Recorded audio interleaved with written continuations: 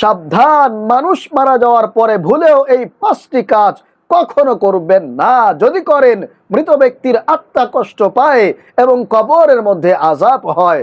অনেক মানুষ আছে ভুলে এই 5টি কাজ করে ফেলে আর মৃত ব্যক্তির আত্মার মধ্যে কষ্ট দেয় এবং মৃত ব্যক্তির কবরের মধ্যে আযাব পৌঁছে দেয়। নাউযুবিল্লাহ। তাই প্রিয় ভাইরা, মা ও বোনেরা, আপনাদের মা বাবা, ভাই বোন, দাদা দাদি, নানা নানি, আত্মীয় স্বজন, বন্ধু বান্ধব যখনই কেউ মারা যাবে ভুলেও এই 5টি কাজ কখনো করবেন না।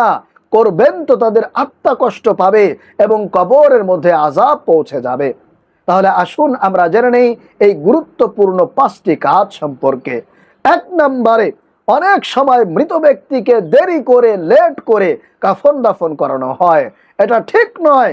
চেষ্টা করবেন যতটা সম্ভব দ্রুত কাফন দাফন শেষ করানোর জন্য এবং তাকে কবরে রেখে আসার জন্য।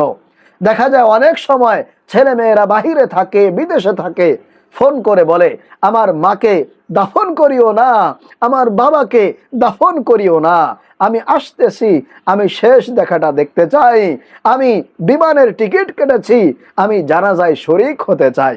তোমরা ফ্রিজিং করে রেখে দাও, 3 দিন পরে জানাজা হবে। নাউযুবিল্লাহ। এটা কখনো করা যাবে না। প্রিয় ভাইরা, মা ও বোনেরা, আপনাদের আত্মীয় স্বজন, বন্ধু বান্ধব কিংবা মা বাবা যখনই মারা যাবে তাদেরকে কখনো দেরি করে, লেট করে কাফন দাফন করবেন না। চেষ্টা করবেন দ্রুত অল্প সময়ের মধ্যে কাফন দাফন শেষ করে, জানাজা শেষ করে কবরে রেখে আসার জন্য। কারণ এতেই তাদের মঙ্গল রয়েছে, এতেই তাদের কল্যাণ রয়েছে। আর আপনি যদি দেরি করেন, লেট করেন, তাহলে তাদের আত্মা কষ্ট পাবে, তাদের কবরের আযাব অনেক বেশি বেড়ে যাবে। নাউযুবিল্লাহ।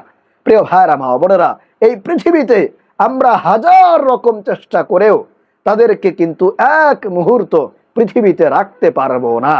এমনকি আপনি আমি, আমরা কেউই এই পৃথিবীতে থাকতে পারবো না। একটা সময় আমাদেরকে চলে যেতে হবে। সুতরাং সেই সময়টা নির্ধারিত। অতএব যখনই আপনার মা বাবা, আত্মীয় স্বজন মারা যাবে, 1 নম্বরে তাদেরকে কখনো দেরি করে, লেট করে কাফন দাফন করবেন না। চেষ্টা করবেন দ্রুত অল্প সময়ের মধ্যে কাফন দাফন শেষ করে কবরে রেখে আসার জন্য। তাহলেই তাদের জন্য মঙ্গল হবে, তাদের কল্যাণ হবে। 2 নম্বরে, মানুষ যখন মারা যায় আমাদের মধ্যে অনেকেই আছে হাউমাউ করে কান্নাকাটি করে, চিৎকার করে, চেঁচামেচি করে, মাটিতে গড়াগড়ি পর্যন্ত করে। আমার অনেক মা ও বোনেরা আছেন, আপনারা গড়াগড়ি করেন, মাটিতে হাউমাউ করে কান্নাকাটি করেন, বুকের মধ্যে থাবড়িয়ে থাবড়িয়ে হাউমাউ করে সুর দিয়ে দিয়ে কান্নাকাটি করেন। এটা করা যাবে না। এখন বলতে পারেন হুজুর, আমার মা চলে গিয়েছে, আমার বাবা চলে গিয়েছে, আমার কলিজার টুকরা আদরের সন্তানটা পৃথিবীতে আর নাই, তাকে আর দেখতে পারবো না, আমরা কি কান্নাকাটি করব না?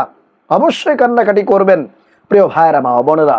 তবে সেটা বিশেষ করে আস্তে আস্তে, শরীয়তের মধ্যে থেকে, পর্দার মধ্যে থেকে আপনাকে কান্নাকাটি করতে হবে, আপনাকে শোক পালন করতে হবে।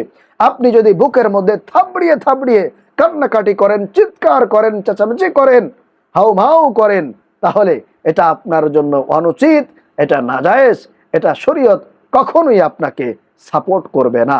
অতএব অবশ্যই আপনাকে কান্না করতে হবে, আপনাকে দুঃখ পেতে হবে, তবে সেটা শরীয়তের মধ্যে থেকে, তবে সেটা পর্দা মেনটেন করে।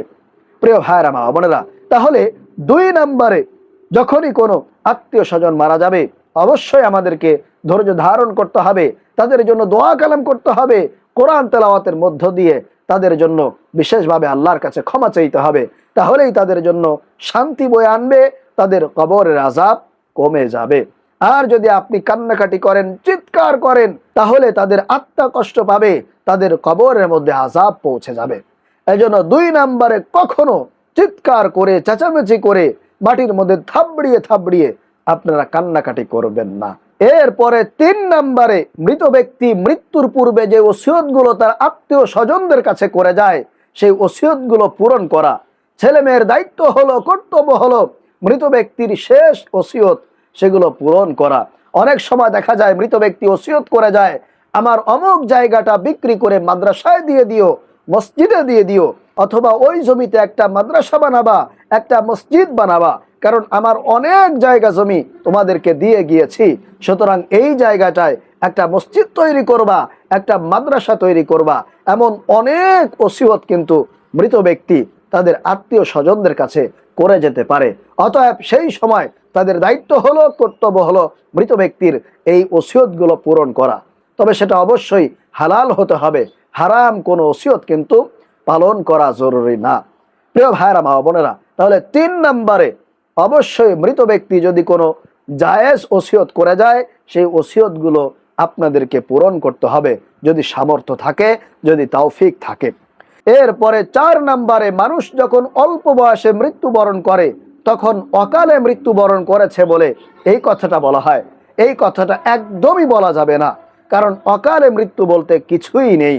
মানুষের যখন সময় হয়, মানুষের যখন হায়াত শেষ হয়ে যায়, তখনই আল্লাহ রাব্বুল আলামিন তার জানটা কবজ করার জন্য তার কাছে মালাকুল মউত পাঠিয়ে দেয়। সুতরাং সেই সময় তার ইন্তেকাল হয়ে যায়, তার মউত হয়ে যায়। এজন্য প্রিয় ভাইয়েরা, মা বোনেরা, মানুষ ছোট হোক কিংবা বড় হোক, সে যখনই মারা যাক না কেন, অকালে মৃত্যুবরণ করেছে, হঠাৎ দুনিয়া থেকে চলে গিয়েছে, এটা বলা যাবে না, এটা একদমই বলা উচিত নয়। কারণ আল্লাহ রাব্বুল আলামিন পবিত্র কোরআন আল কারীমের মধ্যে খুবই চমৎকার ভাবে বলেছেন। আল্লাহ তাআলা বলেন, ইজা জাআ আজালুহুম লা ইস্তাখিরুনা সাআতাও ওয়া লা ইস্তাকদিমুন। আল্লাহ যার যতটুকু হায়াত দিয়েছেন, যার যতটুকু সময় এই পৃথিবীতে দিয়েছেন, যখন তার সেই সময় চলে আসে, তখন তার কাছে মালাকুল মউত আজরাইল আলাইহিস সালাম পৌঁছে যায়।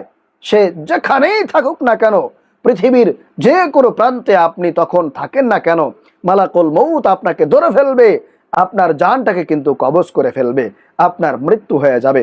অতএব দুনিয়াতে 1 সেকেন্ড বেশি থাকার সুযোগ নাই, আবার দুনিয়াতে 1 সেকেন্ড কমও থাকার সুযোগ নাই। যখনই আপনার হায়াত শেষ হবে, তখনই আপনার মৃত্যু হয়ে যাবে। এজন্য প্রিয় ভাইয়েরা, মা বোনেরা, অবশ্যই আমাদেরকে মৃত্যুর প্রস্তুতি নিতে হবে। কারণ আল্লাহ রাব্বুল আলামিন বলেছেন, কুল্লু নাফসিন যায়িকাতুল মাউত, প্রত্যেকটা প্রাণীর মৃত্যুর স্বাদ গ্রহণ করতে হবে। মৃত্যু থেকে কেউ আমরা বাঁচতে পারবো না, মৃত্যু থেকে কেউ আমরা পলায়ন করতে পারবো না। অতএব মৃত্যুর প্রস্তুতি নেওয়া, মৃত্যুর জন্য প্রস্তুত থাকা, এটা একজন বুদ্ধিমানের কাজ, এটা একজন মুমিন বান্দার কাজ। অতএব আপনি যদি মৃত্যুর প্রস্তুতি নিয়ে থাকতে পারেন, তাহলে আপনার দুনিয়া সফল হবে, আপনার পরকালও সফল।